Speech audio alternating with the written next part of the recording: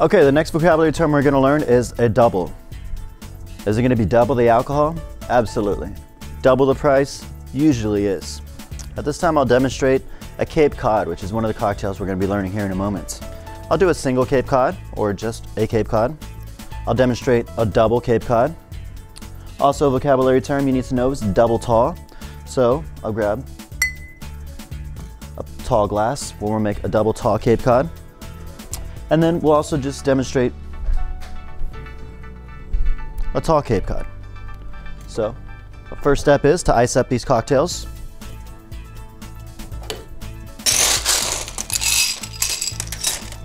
Once again, making sure we get the ice all the way to the rim.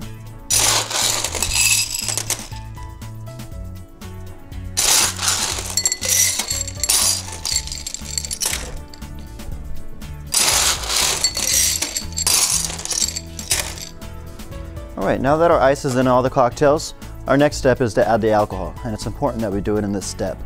Alcohol always goes in first. You need to give them what they paid for. In a sense, what they're paying for is the alcohol. Now the Cape Cod calls for 1 1/4 ounce of vodka. This is going to be a double Cape Cod, which we're going to double the alcohol, so we're going to go 2.5 ounces, also known as a 10 count. We're going to do a tall Cape Cod, which is going to be a normal house pour, so we'll do a 5 count or 1 1/4 ounce. And then the double tall, once again, double the alcohol. So grabbing my vodka, 1, 2, 3, 4, 5, and make sure that you cut it off and all the alcohol stays in the glass. You don't want to be like, whoa, pouring all this alcohol and wasting all this liquor, because believe it or not, I just wasted $5 potential with that trail of alcohol waste there. So spillage is unacceptable. This is our double tall Cape Cod, 10 count. 1, 2, 3, 4, 5, 6, 7, 8, 9, 10. Wow, that's a lot of alcohol. Our tall Cape Cod, a regular house pour. 1, 2, 3, 4, and 5. And then our double tall. 1, 2, 3, 4, 5, 6, 7, 8, 9, 10. All right, now that we got our alcohol in there, the next step is to fill with the mixer. Now let's look how much mixer goes into this regular Cape Cod. Now if you look at the ratios of this cocktail, it's about 2 to 1. 2 parts mixer to 1 part alcohol. In this situation, 2 parts cranberry, 1 part vodka. This is going to be your typical ratio for all the highball drinks, which we're going to learn here in a moment. Let's look how much mixer goes into the double Cape Cod. Yeah, it's kind of like a splash, the term I just taught you a little while ago. Little splash of the cranberry. It's going to be a very strong drink. Or actually, the roles are reversed. 2 parts alcohol, 1 part mixer. In this situation, 2 parts vodka, 1 part cranberry. Let's look how much mixer goes into a tall Cape Cod. Yeah, that's a lot of mixer, isn't it? And then our double tall. Now the double tall Cape Cod is actually consistent with one of these other drinks. Can you guess which one it might be? Well, if you guess the regular Cape Cod, it's actually right. This is an 8-ounce rocks glass where our ratios are about 2 to 1. And this is a 16-ounce tall glass. So double the alcohol, double the mixer. The ratios are going to be exactly the same, a regular Cape Cod and a double tall Cape Cod. Why do you think someone would order a double tall Cape Cod? Well, it's actually maybe there's a long line at the bar and they know they're going to have a second cocktail. So why wait in line all over again when you can just order a double Cape Cod? Is it one less trip to the bar? Yeah, possibly. Is it one less tip for me? Possibly, but it is what it is. Maybe you give me a $1 tip off the regular Cape Cod, and maybe a double tall Cape Cod, I might get a $3 tip. So you never know. It's a risk you just always take. Now the tall Cape Cod. The ratios are actually about 4 to 1. Why do you think someone would order a tall Cape Cod with all that mixer in it?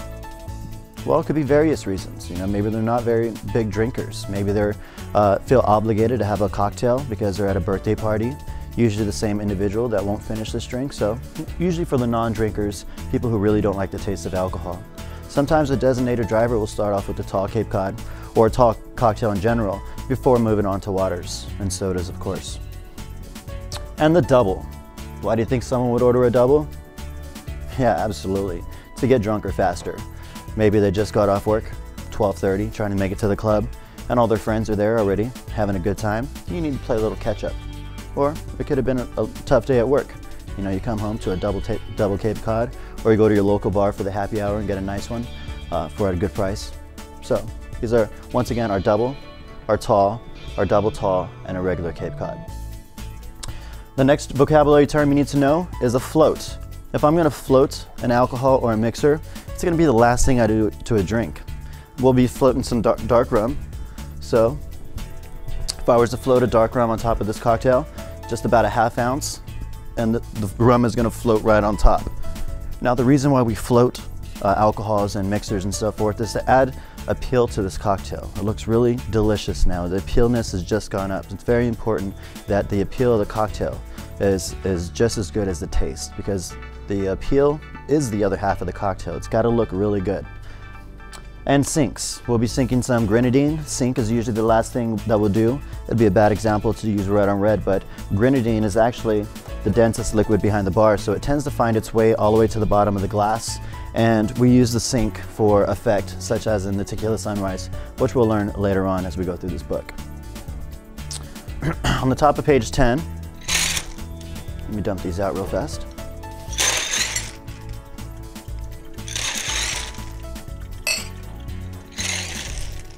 On the top of page 10, we talk about well liquor. Now once again, this is your well where we keep all the lowest quality of alcohol. As a bar owner, I want my bartenders to sell a lot of wells because they're my highest turnover. I'm gonna make a lot more profits off, my well liquors. But as a bartender, I wanna sell the top shelf, the premiums. And why do you think I wanna do this? Well, it's because I want my checks to be, at a higher number. The concept is that I'm gonna get a percentage off the total bill. If I can get your check to $100, which is my ultimate goal, then I know that I'm going to get about a $15 to $20 return if the tipping is about 15 to 20%. So, I want to sell the premiums so I can get that check higher and higher and higher, so I can get, in a sense, a bigger tip is kind of the goal that I'm looking for. Upselling, definitely a thing that you need to practice. When someone comes to your bar and they say, let me get a vodka tonic. I'm just going to kind of shake my head and say, Grey Goose, and grab and reach for the Grey Goose bottle automatically. I'm not really giving them a choice until they say, no, just regular. Because once again, I'm trying to do my best to get that check to a higher average. Therefore, if my total sales at the end of the night were $1,000, I know I have a good chance of making anywhere between $150 to $200, so something to keep in mind. Liqueurs, you need to know. Liqueurs are alcohols containing at least 25% sugars, and usually they're all grouped up in the same location. These are like your flavored alcohols. I kind of think of these as being like the Jelly Bellies, the different flavors, and you can kind of combine different Jelly Bellies to make different flavors, popcorns, and so forth. That's the same thing with our liqueurs. We use these to make different types of cocktails, different flavored shooters, and so forth. And the more flavored liqueurs that you have, the more recipes and fun cocktails you can make for your guests, and suggestively start selling and upselling them as well too. Another vocabulary term you need to know is proof. Now, the proof is actually whatever the alcohol percentage of your alcohol is, simply doubled. For example, vodka in my well is 40% alcohol by volume. To get the proof, I'm going to double 40%, and that's going to get us an 80 proof. So I know that my vodka is 80 proof. A high proof rum, such as possibly a Bacardi or Cruzin, a few different brands make it. The high proof rums are 151 proof. So knowing that it's 151 proof to get the alcohol percentage, I'm simply going to half that, which would give this 75.5% alcohol by volume. Now on that note, would you agree that if this is 40% and this is 75.5%, it would roughly take you 2 shots of vodka to do the same damage as 1 shot of a high proof rum? Yeah, absolutely. That's absolutely true. What would you rather do? I don't know if you tasted the high proof rum, but I keep a bottle of this in my trunk in case I ever run out of gas. Stuff is very strong. On another note, your liqueurs, such as your peach schnapps. Now the thing with liqueurs is because they are at least 25% sugars, alcohol and sugar do not get along. So the more sugar in the alcohol, the more sugar in the liqueur, the less alcohol it's going to have. So peach schnapps is only 15% alcohol by volume. On that note, it would roughly take you 3 shots of peach schnapps to do the same damage as 1 shot of vodka, or 6 shots of peach schnapps to do the same damage as 1 shot of 151. Once again, what would you rather do? Now, I want to go over at the bottom of page 10. It says more ice equals less mixer equals a stronger drink. And I'm really glad your book says this, because I swear to God I thought this was something I invented a long time ago. Obviously not. Now what this one implies is Because after bartending so long, you get these people that come to your bar and they say, oh, let me get a rum and Coke, but let me get just a little bit of ice.